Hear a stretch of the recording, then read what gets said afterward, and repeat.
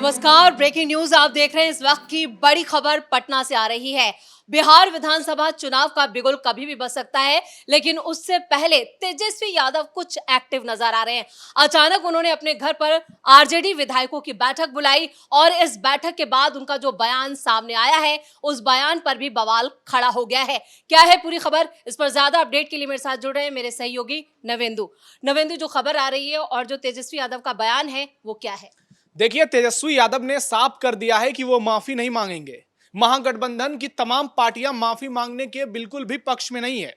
PM Modi की मां को खुलेआम जिस तरीके की भद्दी गालियां दी गई, उसे लेकर एनडीए भरपूर विरोध कर रहा है विपक्ष का। और कल बिहार बंद है। उससे पहले तेजस्वी यादव ने एक बार फिर से नया सियासी ड्रामा करने की कोशिश की। उन्होंने उल्टा पीएम मोदी से ही सवाल पूछा है कि वो तब कहां थे जब नीतीश कुमार की डीएनए पर सवाल उठाया गया, जब आपके पार्टी के नेताओं ने हमारी पार्टी के नेताओं पर सवाल उठाए। वो सारे पुराने बयानों की फहरिस्त निकालकर सामने आ गए। लेकिन उन बयानों के आधार पर आप इस बयान की तुलना उससे नहीं कर सकते हैं, क्योंकि किसी पर टिप्पणी करना, किसी पर विवादित बयान देना और किसी की मां को गालियां देना, आप उसको एक साथ नहीं जोड़ सकते हैं। लेकिन तेजस्वी यादव इस बात को समझ नहीं रहे हैं। उनको लग रहा है कि वो वोट अधिकार यात्रा के बाद इतने ज्यादा उत्साहित हैं, इतने ज्यादा कॉन्फिडेंट हैं कि ये मुद्दा उनके लिए बिल्कुल भी असर नहीं करेगा। लेकिन जिस तरीके से एनडीए ने इसे मुद्दा बनाया है, और कल बिहार बंद महिला मोर्चा उसकी अगुवाई कर रही है, एनडीए की तमाम पार्टियां शामिल हो रही हैं, बीजेपी, जेडीयू, एलजेपी, कुशवाहा की पार्टी, जीतन राम मांझी की, और सारी पार्टियों की महिला कार्यकर्ता इसमें प्रमुखता से आगे रहेंगी। और सुबह 7 बजे से 1 बजे तक बिहार बंद किया जाएगा। लेकिन सबसे बड़ी बात है कि इसमें कोई भी इमरजेंसी सेवा बाधित नहीं की जाएगी, जिससे आम लोगों को कोई परेशानी हो। नवेंदु, मतलब बीजेपी का ये जो बिहार बंद का ऐलान किया गया है और जिस तरह से इस पूरे मामले को बिहार बंद के बाद बीजेपी इस पर एक खास रणनीति के तहत आगे बढ़ रही है, यानी पीएम मोदी की मां की गाली का जो मामला है वो फिलहाल तो शांत नहीं होगा। इधर दिल्ली में भी एक अहम बैठक हुई है अमित शाह के नेतृत्व में। बीजेपी के जितने भी विधायक थे, सभी बड़े प्रमुख लीडर थे, वो भी इस बैठक में शामिल हुए। तो यहाँ पर भी एक बड़ी रणनीति और एक बड़ा प्लान बनाया गया है। तो ऐसे में आने वाले जो दिन होंगे वो राहुल गांधी और तेजस्वी के लिए काफी मुश्किलों भरे हो सकते हैं। निश्चित तौर पर पीएम मोदी की मां को जो गाली दी गई, वो बिहार में इस वक्त सबसे बड़ा मुद्दा है। और हर ओर, हर चौक चौराहे पर, घर घर इसकी चर्चा हो रही है।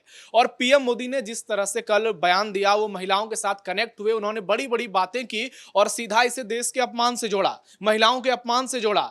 और मां को लेकर जो उन्होंने तमाम बातें की, उन्होंने सीधे सीधे कहा कि मेरी मां जो अब इस दुनिया में नहीं है, स्वर्गवासी मां, जो कि जिन्होंने मुझे देश को सौंप दिया था, उसके बाद उन्हें इस तरीके की गालियां देना बताता है कि आरजेडी की कल्चर क्या है। उन्होंने इसे जंगल राज से जोड़ा और बिहार की महिलाओं से सीधे कनेक्ट करते हुए कहा कि आप एनडीए पर भरोसा रखिए, नहीं तो फिर से वही जंगल राज आएगा और महिलाएं फिर असुरक्षित होंगी। दिल्ली में जो आज बैठक हो रही है वो बहुत इंपॉर्टेंट है, लेकिन उसमें बहुत सारी बातों पर चर्चा होगी। बिहार में सीट शेयरिंग का फॉर्मूला लगभग तय हो गया है, इस पर फाइनल मुहर लगने वाली है। कौन से उम्मीदवार कहां से चुनाव लड़ेंगे, इस पर मुहर लगने वाली है। साथ ही कल जो बिहार बंद है, उसे कितने बड़े तरीके से विपक्ष को घेरना है, उस मुद्दे को कितना बड़ा बनाना है, ताकि मीडिया की सुर्खियों में सिर्फ और सिर्फ वही बिहार बंद ही दिखाया जाए। इसलिए स्पेशल स्ट्रेटेजी बनाई जा रही है एनडीए की ओर से।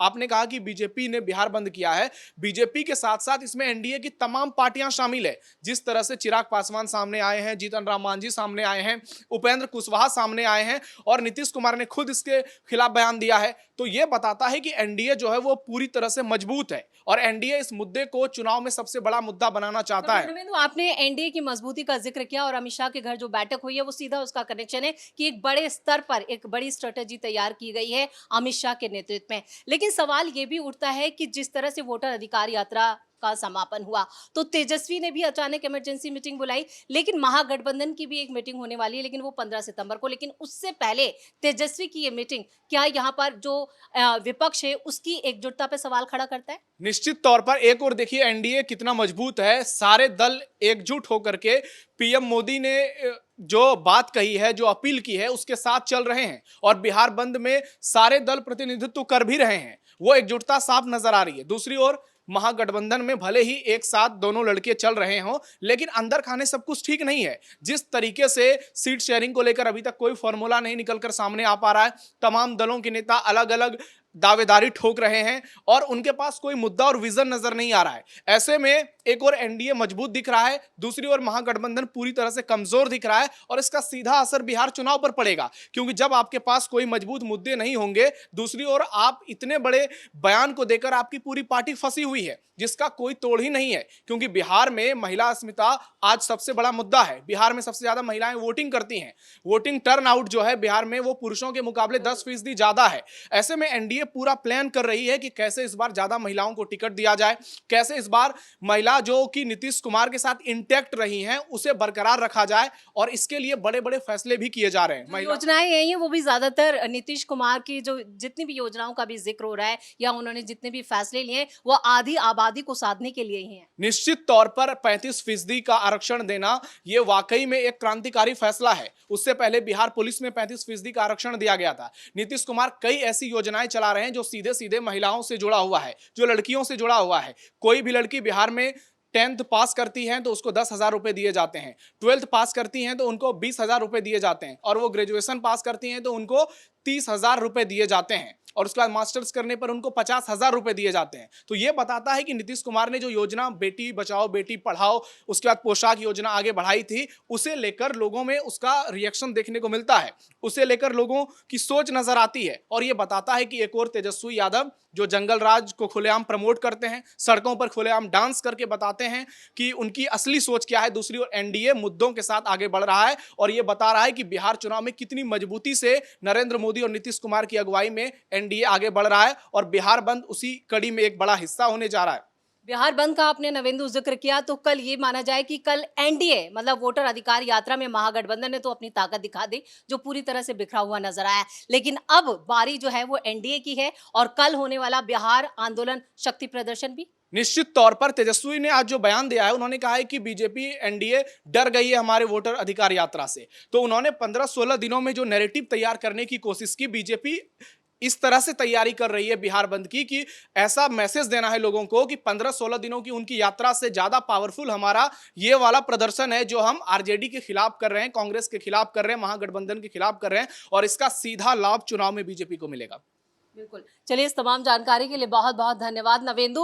और एक तरह से पीएम मोदी को जो मां की गाली दी है वो मामला जो है वो अब बड़ा मुद्दा बन चुका है, और बीजेपी यानी बीजेपी के सहयोगी दलों ने भी ये साफ कर दिया है कि वो इस पर पूरी सक्रियता से इन चुनावों में बड़े कैनवास पर इसे लेकर जाएंगे। पटना में बिहार बंद का ऐलान जो किया गया है वो भी इसी से जुड़ा है, यानी सीधे तौर पर महागठबंधन पीएम मोदी को गाली देकर बैकफुट पर है, पूरी तरह से घिरा हुआ नजर आ रहा है। दिल्ली से लेकर पटना तक बैठकों का दौर जारी है, जहां अमित शाह ने पीएम मोदी को गाली देने जो अपशब्द कहे गए हैं उसको लेकर भी एक बड़ी स्ट्रेटेजी तैयार की है, जो कल पटना की सड़कों और पूरे बिहार में नजर आने वाला है। यानी वोट अधिकार यात्रा के बाद जो बिहार बंद का ऐलान एनडीए की तरफ से किया गया है उससे साफ हो जाएगा कि बीजेपी कितना यहां पर अपने सहयोगियों के साथ मजबूती से इस चुनाव में उतरेगी, और सीधे सीधे महागठबंधन की चुनौतियां काफी बढ़ने वाली हैं। बड़ी खबर में मेरे साथ इतना ही। कैमरामैन राजकुमार के साथ मैं परवीन शेख, कैपिटल टीवी।